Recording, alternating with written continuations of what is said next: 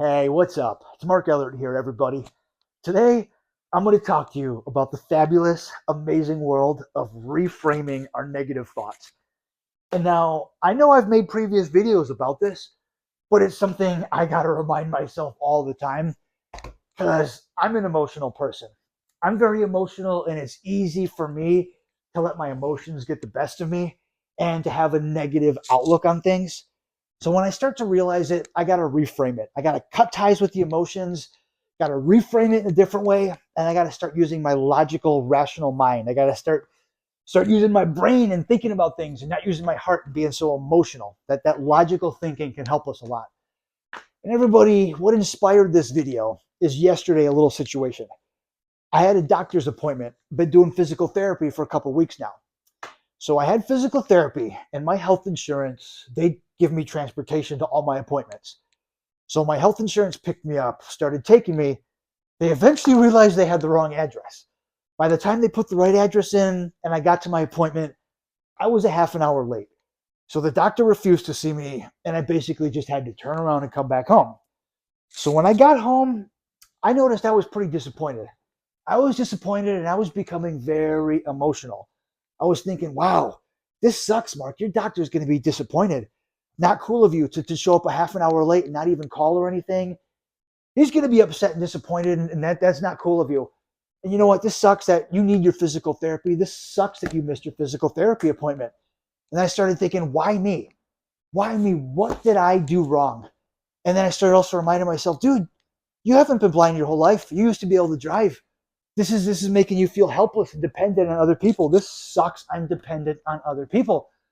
And now I gotta reframe all that. That was a lot. That was a lot for me to be asking myself and just, dude. And so you know what? I am dependent on other people, but I gotta admit that. I've been blind for 20 years now. This is who I am. It's my reality. I've accepted it. I do things a different way. I can't drive now. It doesn't mean I'm helpless. It means I'm dependent on other things. And when those things don't do their job, not my fault. When other things don't do their responsibility, I didn't do anything wrong. Sure, I'm dependent on it and it sucks, but nothing wrong with me. Just means they're not holding their responsibility. So I got to think about it in that way. And also, I got to reframe it and think, you know what, Mark, your doctor's not going to be upset with you. Your doctor knows that you're blind. Your doctor knows you're not the one driving. He knows that health insurance provides transportation. And we all know health insurance is fabulous, reliable, good people, good, solid people. He knows my transportation is provided by my health insurance and it's probably not something to be trusted. He knows the hospital is huge. It's got like 20 entrances. Everyone has a hard time finding this entrance in this parking lot. He's going to be forgiving and he's going to be understanding. So I got to do that too. And then also, I'm sure I missed my physical therapy, but my doctor has been telling me that I'm doing so great with all my homework. My physical therapy is going awesome. They've been telling me for the last 2 weeks that I probably don't even need my physical therapy anymore. They've been probably telling me to drop it and stop coming. But of course, Mr. Diligent over here, I'm seeing it through. I'm sticking to the treatment plan and going to all my appointments. And sure, it sucks that I missed it, but it's not really going to have an effect on me. I'm still doing my homework. My doctor's still cool with it. So there's really no reason for me to let this cut into my day and ruin my whole day. It's not fair for me to ask myself, why me? What did I do wrong? I didn't do anything wrong. My health insurance messed up and didn't get me to my appointment. I just want to say why me is because I want to have an answer. I want to feel like there's a reason for this. And there is. Once I use that logic and that reason, and I think about it, when I'm just doing emotions, I just want to go, why me? Why me? That's all emotion. And when I'm staring at that question and keep asking it and can't answer it, I'm just depressed and miserable. It's going to cut into my day. But when I use logic and reasons, when I actually answer that question and look at it in a reasonable way, I have answers. I know this is not my fault. I know that there's nothing wrong. And it's all going to be cool, baby. It's all going to be cool. I really just have to let go of that emotion that it disappointed me, because it disappointed me, but that was a long time ago. It was just an hour and a half of my day. I shouldn't let it ruin my whole day. I shouldn't let that disappointment travel into my entire day and ruin everything. That's what emotions can do. The emotions can really get the best of us and really just mess us up. So that's why it's good to use logic and reason, everyone. It's good to use your rational mind and think it through and look at facts and not just ask questions you don't want to answer and basically just be all emotion. Then you're going to be all like, you know what? I got all the questions, but I don't have all the answers. You know what I'm saying? And everyone, it's not good to let that negative energy travel with us through the whole day. Because this is a perfect analogy that I like to use a lot. Say you're walking down the street doing your thing and you got a cup of coffee or something, and homie bumps into you and you spill your coffee. So you're going to start getting upset. You're like, man, why did he run into me? Why did I spill my coffee? Why did this happen? And it's not that they ran into you on purpose. It's not that anything bad happened. What really matters is what you got in your cup.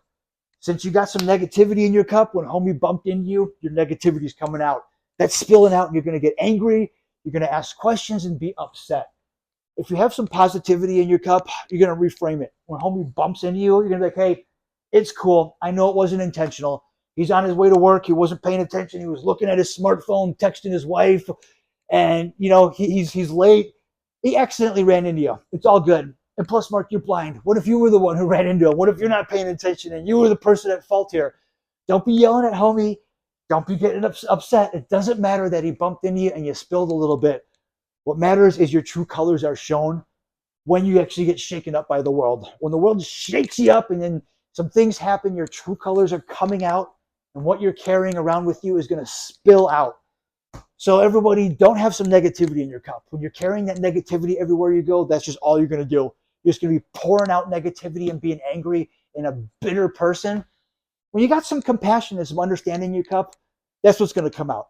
You're going to be at peace. You're going to be forgiving, and you're going to have some peace of mind. You're going to be okay with things, and you're going to be content. When you're not forgiving and you're angry and bitter like that, that's just where you're going to be all the time. You know, when you're just walking down the street and, hey, how are you? Life sucks. Get a helmet. Okay. People don't want to be around that negativity. People don't want to engage with you. People aren't going to want to be around it. It's not going to make you happy. Everyone, it's not worth it. Just let go of that negativity. Let it go. Don't let it travel with you. Put some positivity in your cup, you know. Drink that grace and that gratitude, everyone. Be content. Be happy. Don't be a bitter person. Because I notice that sometimes I don't want to be a bitter person. I don't want to be a bitter, angry person. I want to enjoy life. I want to go through the day and keep my head up and doing what I enjoy. Everybody, if I can do it, you can do it, everyone. Reframe those negative thoughts and feelings. Look at it in some logic and some reason.